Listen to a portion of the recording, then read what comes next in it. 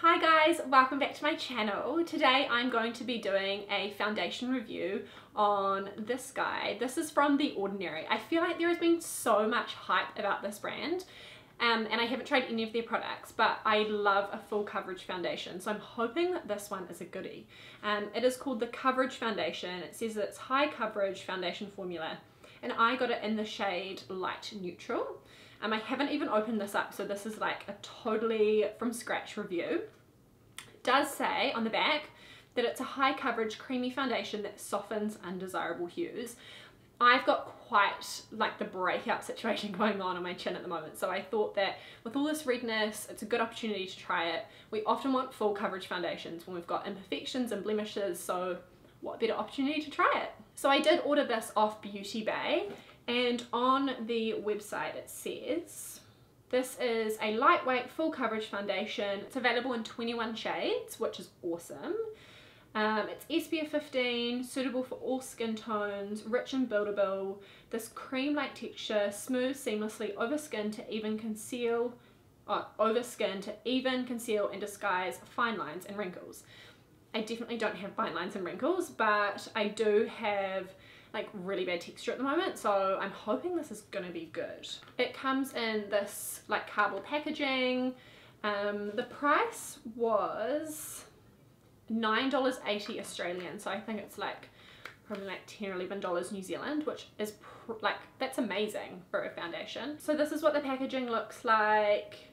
It is like a matte kind of like plastic. It's got a pump, which is awesome because I just think it's so annoying when you buy a foundation and you have to like pour it out into your hands, so that's really good. I mean, it doesn't look super luxe or expensive, but you kind of expect that given the price. So I am going to use a primer on like one half of my face today. I'm going to use this Too Faced Hangover Primer.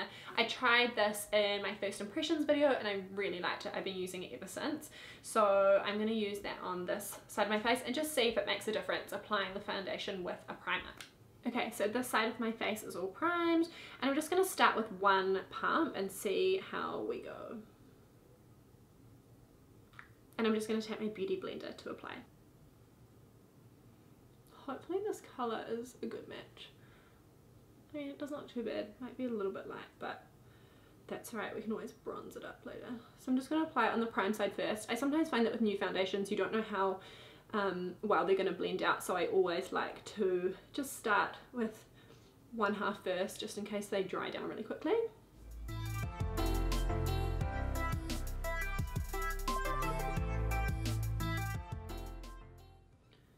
Okay, first impressions are that it seems to like go on really evenly. It looks really beautiful. It's quite glowy, but I wouldn't say that it's immediately full coverage. I can still see some imperfections down here and I've got quite a bit of scarring on my cheeks. And I've already gone through the whole first pump, so I mean, it could be the fact that I'm using a beauty blender. This does tend to absorb quite a bit of product.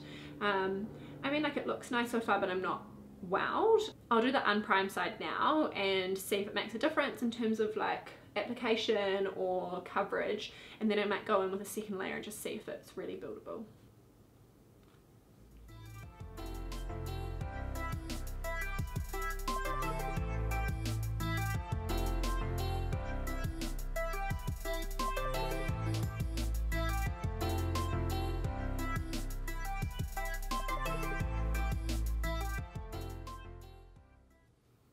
I don't know if you can tell, but I feel like already this side, which doesn't have any primer, is applying a lot like with more coverage. There is definitely a noticeable difference. I mean, I haven't even used the whole pump, like I've still got some in my hand. I'm really surprised by that. Like, even my scarring is diminished. I've got like breakouts all along my jawline in comparison to this side where you can still see quite a little bit of the imperfections poking through. I definitely say that, like, in terms of how it looks initially with one layer, it's more of a medium coverage, but let's add in a second one and see if it's more buildable.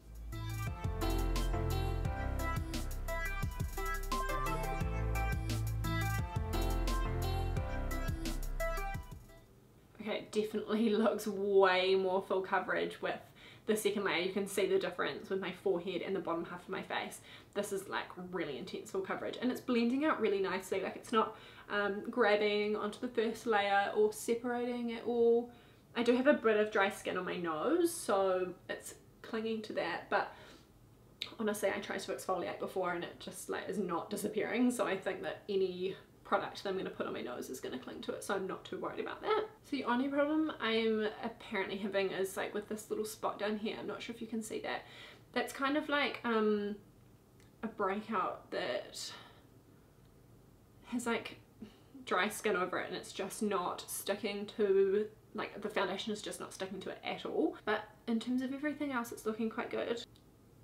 It definitely has a bit of tackiness, so I'll probably set through my T-zone, but first of all I'm going to do some concealer and let's see how it works with one of my old favourites. This is the LA Girl Pro Concealer, and this is in the shade Porcelain. Super light. I just mainly use it for highlighting under my eyes and getting rid of these like dark circles in my inner corner.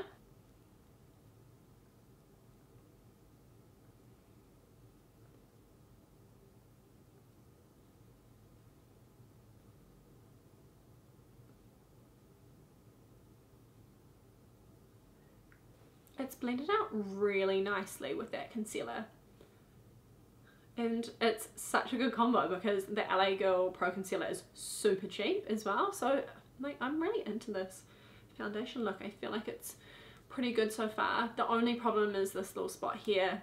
I might try to put some concealer on it and see if that sticks. Yeah, see, even like this concealer situation, he's just not gonna go. He just doesn't want to be covered.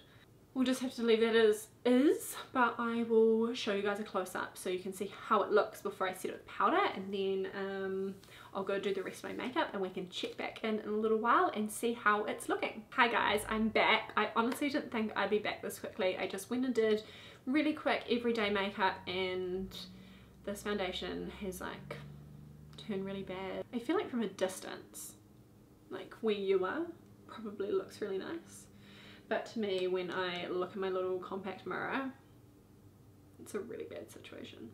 So first thing is that it has really like caked up around like the edge of my nose, like kind of in the crease there.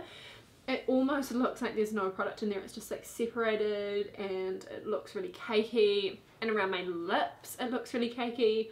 And it's making, like, it's really accentuating all of my face, like facial hairs, like my peach fuzz, which I feel is normally like pretty inconspicuous, but this foundation is like totally highlighting it. It's just clinging to so many areas that I didn't even think were like dry. It also, like, I didn't set here, but it has dried down quite a bit, which is good. I'd recommend not setting it throughout your T-zone, because it is really not enjoying the concealer setting powder situation that's going on under my eyes, particularly like out here. Anyway, that is the latest update. I will let you know how it's going in a few hours. I mean, it's not going to improve from here, let's be honest, but hopefully it doesn't get worse. Okay guys, I'm checking back in, and I'm really sad to say that I am so disappointed with how this foundation review is going right now. So I just thought I'd give you a close-up. You can see, like I did mention that I had a bit of dryness on my nose, but it has now gone like in, like you can see, so weird going like this, it doesn't look very cute, but it's the best way to show you that it is kind of like sitting in the like crease of my nose. This side is like particularly bad. I'm like, it almost looks like I've got nothing, like no product there. My chin, we've already talked about this little guy, and that's fine. I don't think that that is like a good measure, but you can see all of the dry skin here, which was definitely not apparent before, and like I exfoliated this morning, so it shouldn't be clinging to that. And I just feel like it's looking really cakey around the lips as well, and I didn't even think that I applied that much product there, so yeah, I'm not super stoked. It's also not enjoying like where it's being set with the powder, and the powder I used is the Laura Mercier translucent setting powder, which I use all the time, and I've never had any problems with it, so I know that it's not that, but this foundation just isn't enjoying it. It's kind of like separated a little bit here and it's really settling into my pores, even though this is the side that I primed with, and that Too Faced Hangover Primer is normally really good for like keeping a barrier and making sure that foundations don't do this. So yeah, I'm really sad to say that I am not enjoying the Ordinary Full Coverage Foundation at all. The only like good thing about it is that it was like really cheap, so it's not like a huge loss to me. I'd be way more gutted if it was a really expensive foundation, but I just heard such good things about the Ordinary that I thought this would be amazing, but it's just not up to scratch. On the cheeks it still looks really nice, but just the T-zone it's just an epic fail.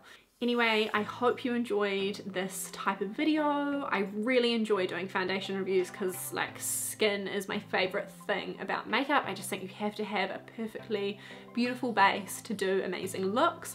So if you want to see more foundation reviews from me, then let me know. Make sure you give this video a thumbs up. I look forward to seeing you guys next time. Thanks so much for watching.